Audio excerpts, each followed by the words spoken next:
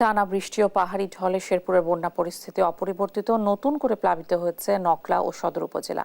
বিস্তারিত জানাচ্ছেন সহকর্মী মুজাহিদুল ইসলাম। স্মরণকালের সবচেয়ে ভয়াবহ বন্যার কবলে পড়েছে শেরপুর জেলার 5টি নদ নদীর বাঁধ ভেঙে প্লাবিত হয়েছে অন্তত 2 শতাধিক গ্রাম। এতে পানিবন্দী হয়ে পড়েছে লক্ষাধিক মানুষ। পানিবন্দী এ সকল মানুষের দেখা দিয়েছে নানা ধরনের দুর্ভোগ। গতকাল শেরপুরের নালিতাবাড়ী উপজেলায় একই গ্রামের আপন 2 ভাইয়ের মৃত্যুর ঘটনা ঘটেছে। এ নিয়ে এলাকায় শোকের মাতম পড়েছে। এ নিয়ে শেরপুর জেলায় 6 জনের মৃত্যুর খবর পাওয়া গিয়েছে।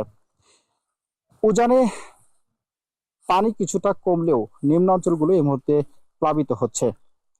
গতকাল মধ্যরাত পর্যন্ত বৃষ্টি কম থাকলেও মধ্যরাত থেকে এখন পর্যন্ত টানা বৃষ্টির ফলে নতুন নতুন এলাকা প্লাবিত হওয়ায় এই এলাকায়